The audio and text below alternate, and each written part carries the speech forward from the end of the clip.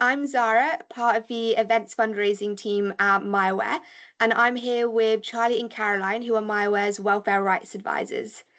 Now, our theme for My Awareness Month this year is wellness. So I'm here to ask Charlie and Caroline's top tips on how members can look after their financial well-being.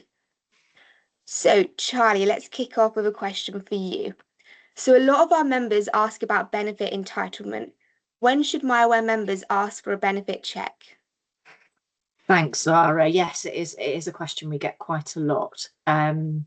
So in terms of when to ask for a benefit check, I would say if you've never had a benefit check before, it's probably a good time. You'll never know if there might be things you would be entitled to, or if you've had any kind of change of circumstances, or maybe you are anticipating a change of circumstances in the pipeline.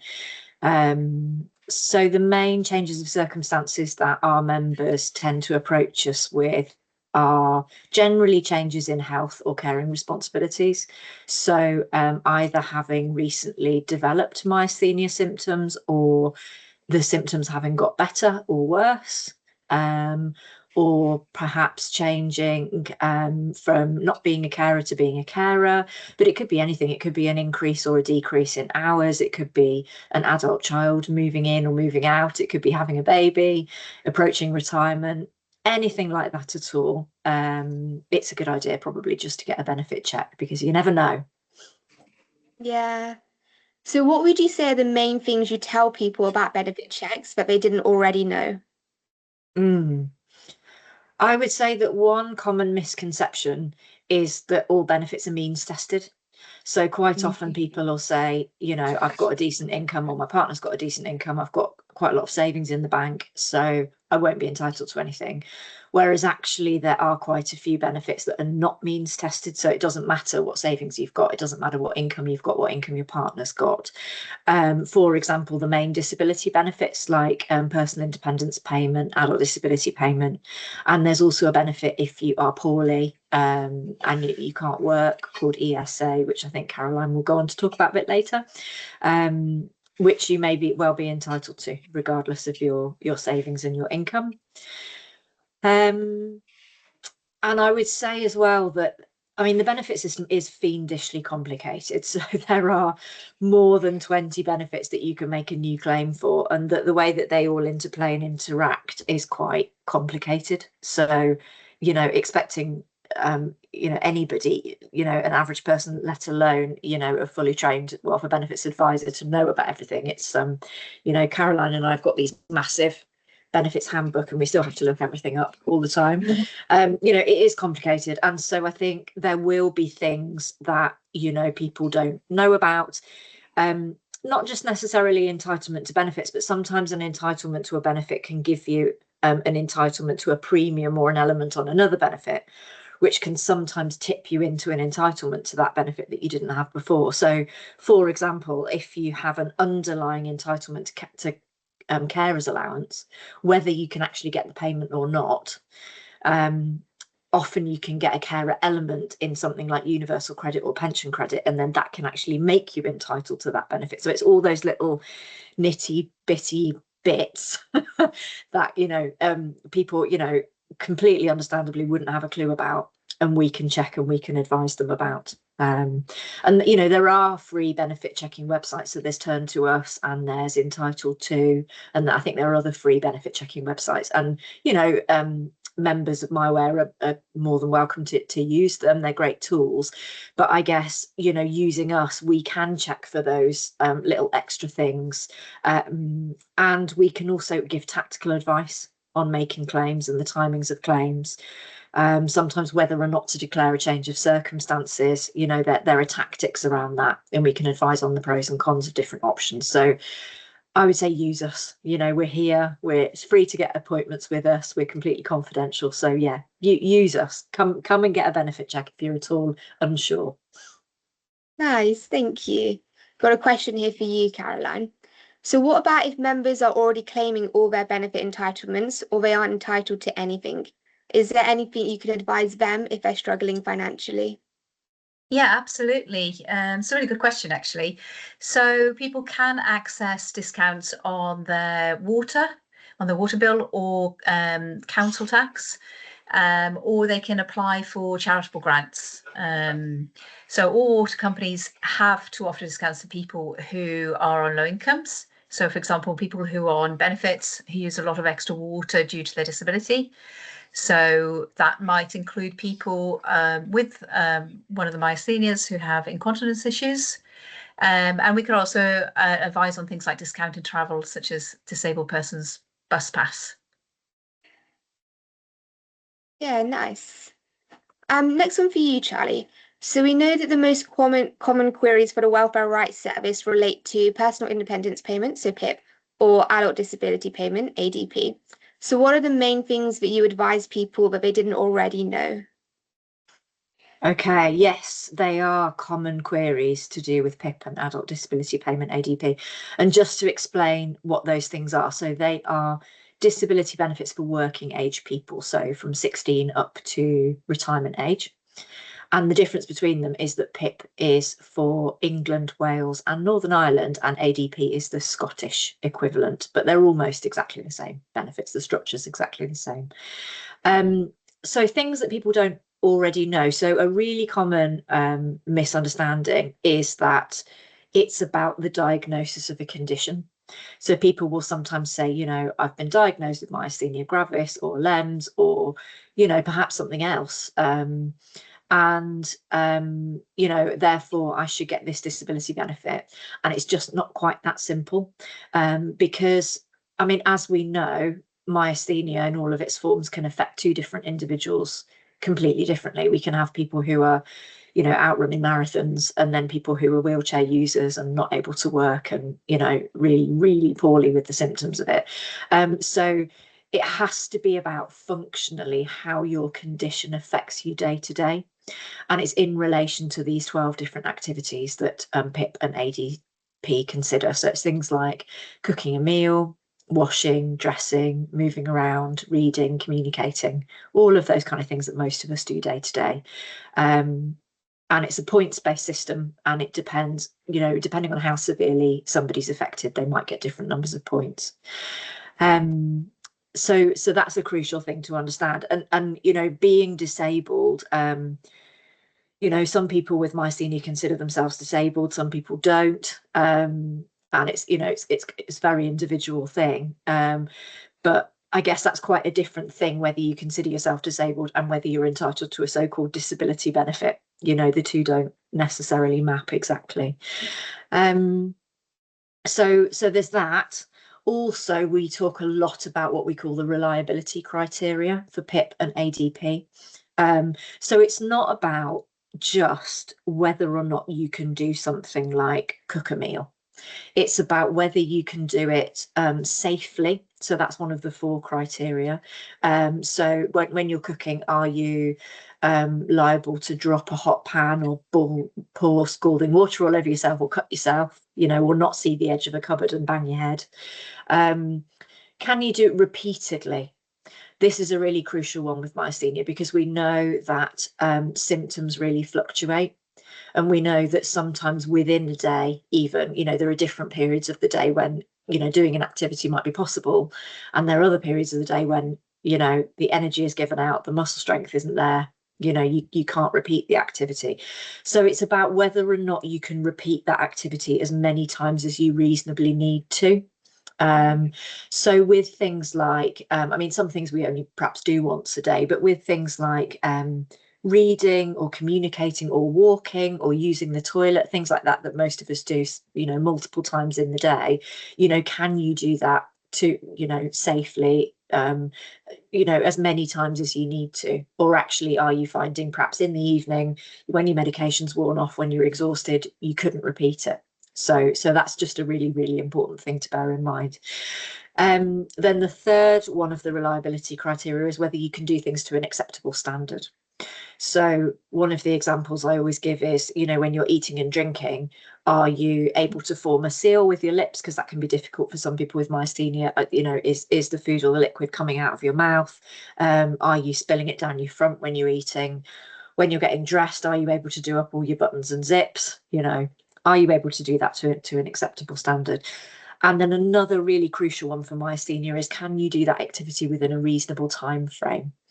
because we know that, you know, some people, particularly when they live by themselves, or they just, you know, they're really, really keen to do things, to soldier on and do things by themselves. That's really important. You know, they can manage them, but it takes them ages. You know, and I talk to people who talk about getting dressed and needing to, you know, put a top on and then have a rest before they then tackle, you know, trousers or socks, or, you know, and actually it takes a really long time to get dressed. They get there in the end, but it takes ages. So if it takes you more than twice as long as it takes somebody who doesn't have that disability, then according to the PIP and the ADP rules, that's not within a reasonable time frame. So even if you can do it independently, then you could still score points. So yeah, so those are the reliability criteria. So when it comes to wondering whether you qualify for that benefit or how you tackle filling out the form, those are things that are really important to bear in mind. Yeah, thank you. Yeah, and Caroline, the next question is, are there any other tips or tactics you would tell our members about when they're filling out the form? Yeah, absolutely. And thanks for that, Charlie. That was a really good explanation. So Yeah. I think don't underestimate the amount of detail that you need to give. Even though it may look like you can't fit everything in, there is space and you can use separate pages and all of that kind of thing. Just give as much detail about your condition and how it affects you as possible. The person at the other end who's going to be reading the form, don't assume that they're going to know about the condition, and they're certainly not going to know about you and your life. So it's really important that they get an idea and a picture of who you are and how that condition affects you. If you can sometimes do an activity, then say how often you can do it. So I think Charlie's already touched on that as well. Also within that, consider if you do have bad days, so like some days when you can't get out of bed, you can't do anything, or you get out of bed and then you do something like, you know, you have a shower or you have breakfast or something, and then you're so exhausted you have to go back to bed. So if that's considered a bad day, think about how many of those you have in a week, and then you might have better or good days where you're able to do a little bit more. You might actually find that on a good day where you do a little bit more, you overdo it, and then the next day or the day after you have a bad day, and they can be sort of like worse than if you just had a normal bad day, if that makes sense, because you've pushed yourself beyond your capability. So it's really important to recognize the difference between those, and that's where diary helps really, because if you keep a diary in advance of actually filling the form, then it gives you an idea of how many bad or better days you have in a week or a month, and you know what those look like basically. So what to you is a good day, what to you is a better day, and bearing in mind that everybody's individual, so it's not going to be the same for everybody else. Yeah, so one of the activities is the preparing and cooking a meal. So this has to be cooking a meal from scratch. So that's not using pre-chopped, pre-prepared, frozen vegetables at all. And obviously ready meals doesn't count as cooking either, because you're not doing anything to make that meal. So in essence, if you have problems with grip, or you can't see clearly to chop safely, so you're at risk of cutting yourself or maybe scalding yourself with hot water, then you should write that down in detail, because you'll score points for that. So again, it's referring back to the reliability criteria, which Charlie's already explained in some detail. Also, if you have muscle weakness, so your legs are liable to give way, you can't stand up for very long, then using something like a stool or a chair to sit on counts as an aid, and you'll score points for that as well. The other thing as well to notice to say is that you can also score points if you don't have those things, but you might have a reasonable need for it. So, for example, you know, if you're liable to tip things over because maybe your vision's not so great, or pour water you can't measure how much water is going to the cup and it spills over and you end up burning yourself, or the water goes over the work surface or whatever it is. And you might therefore think, okay, so what I need is an anti-slip mug, so that if I'm not quite sure the depth of perception or whatever where things are, that mug's going to stay there, it's not going to tip over. Then you should say that as well. So it's kind of like, this is what would happen. I don't currently have that, but because of that, because cause and effect, because of that, then I feel like I need this. The other thing to mention as well about aids and appliances is that even if you had those aids and appliances, would it still be enough? So, for example, if you've got a grab rail in the shower, or a stool, would you still be able to get in and out of the shower? So obviously the aid is there to help support you while you're in the shower, but do you still experience difficulties getting in and out? And if so, what? So, would you need to hold on to things? If it's a shower over bath, you need to hold on to the side of the bath. Do you need to hold on to the shower wall?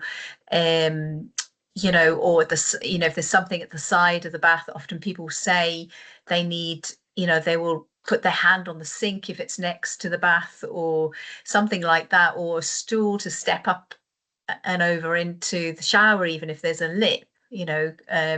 Quite frequently that catches people out. Again, sort of, if you've got problems with your eyes, depth of perception, you can't see where that step is, you could end up tripping and falling and hurting yourself. Even if you just stumble, that counts as well.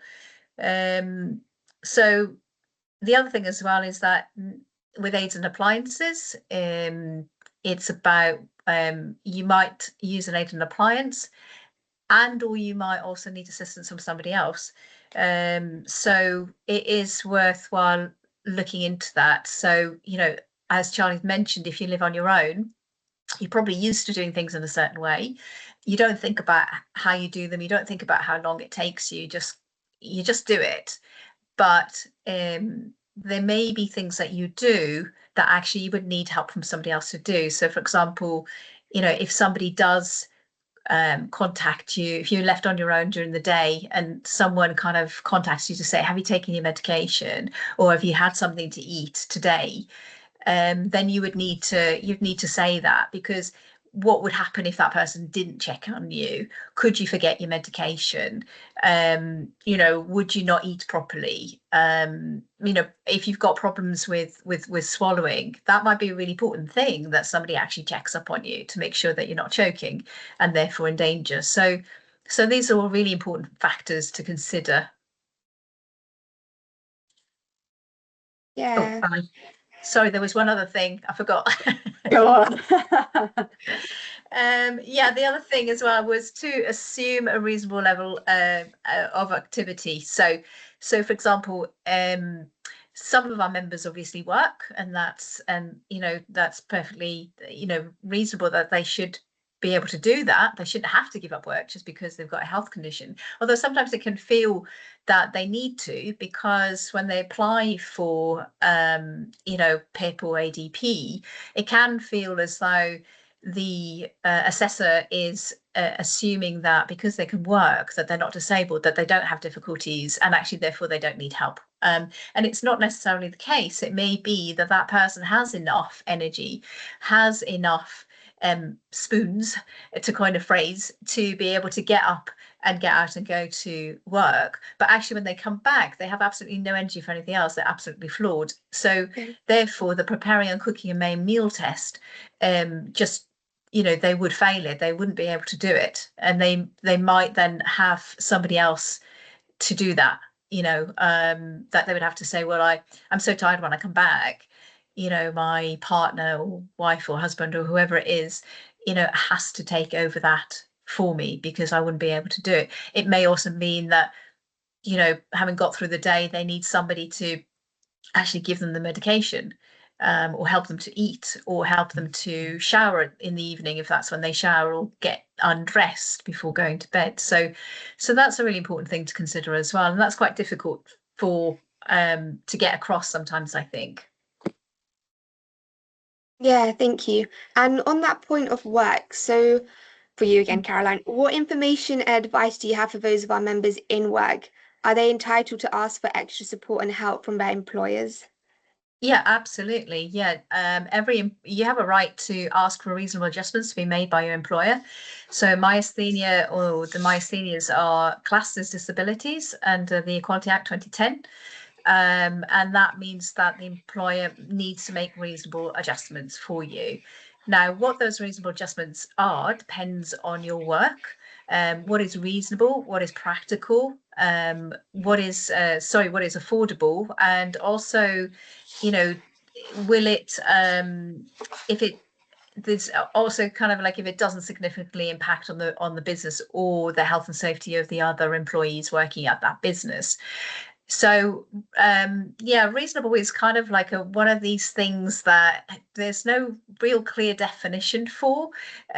So it's basically it's about what you feel you need. So basically, why should a reasonable adjustment be made?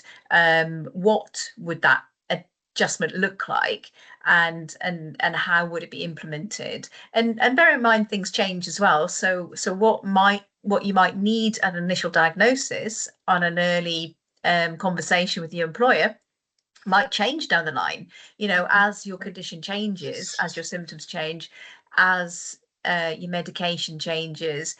What you might have needed at the beginning might not still apply. So it's always worthwhile revisiting that initial request and tweaking it. And sometimes people kind of say, their employers, when they first get a diagnosis, maybe because the symptoms are more obvious, are really quite accommodating and sympathetic and want to help. But then maybe if that person then goes on to undergo a treatment or course of treatments where they need more time off work, for example, or the condition itself pushes them into taking more time off work, then sometimes the employer can become a little less accommodating, shall we say. And that's where really you need to kind of dig deep and possibly put that request in writing then. So you've got something as evidence to say, yeah, this is what I need and it is reasonable, rather than continuing to kind of maybe argue it. We do have lots of information on reasonable adjustments, what they are and how to request reasonable adjustments. And then obviously what to do if they're refused. I think there's nice. quite, just on that point, there's quite a big responsibility on the part of employers to do a lot. Actually, employment tribunals expect a lot of employers, don't they? And I almost kind of, in my head, I kind of flip it on his head as to, okay, what would be unreasonable? And it's unreasonable if it's not affordable for the employer, or it really significantly impacts on the business, or it's really impractical, or it really compromises somebody else's health and safety. Otherwise, everything else is reasonable, isn't it? Whatever helps is reasonable. And it's important for people to assert their rights in that situation, isn't it? If it allows them to keep working. Yes, and as Caroline says, we can help with those requests. Yeah, nice. So if a member is sick off work, can you advise them on what their rights are in this situation? Yeah, absolutely. So the first thing to consider is the terms and conditions of the employment contract, because they may be entitled to receive contractual sick pay. So that could be, depending on the organisation you work for, it could be full wages for a certain period of time, usually then stepping into half wages. It can include statutory sick pay, which is a legal requirement. So even if you don't get any kind of contractual sick pay at all, which may well be the case for those working for smaller businesses that can't afford contractual sick pay, you're still entitled to statutory sick pay, and that is paid through your wages, and the employer claims that back from the government, basically. So it's an employment benefit. So the other thing would say is, again, as Charlie's already mentioned, if that is a situation, so your income's dropped because you're no longer receiving full wages, whether you're on half wages, whether you're on statutory sick pay, to get a benefit check at that point, because other than statutory sick pay, you might also be entitled to universal credit to help with other costs such as your rent. You may then become entitled to council tax or help with the council tax, so council tax reduction. And obviously, as we know, universal credit passports you to other benefits as well. So if you have children, you might get additional help and support with that. So yeah, the other thing to note is that some people are not entitled to statutory sick pay. So in that case, they might be because of their situation or because statutory sick pay is finished. So statutory sick pay runs for 28 weeks, so you're entitled to claim for 28 weeks.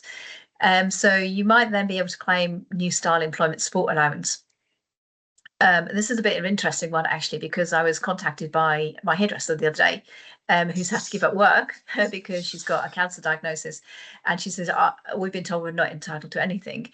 And I said, well, it might be universal credit, but you might be entitled to new style employment support allowance. And nobody actually tells you that. You're meant to find that out for yourself. So, and the reason why you might be entitled to new style employment support allowance is based on your national insurance contributions. So you have to meet the national insurance contributions conditions for the past 2 tax years in order to claim that. It can be backdated.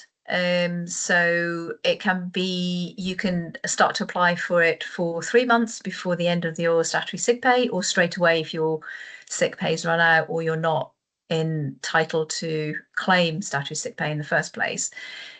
So when you complete the form, and you can do that by phone or online. I mean, the online form is very simple.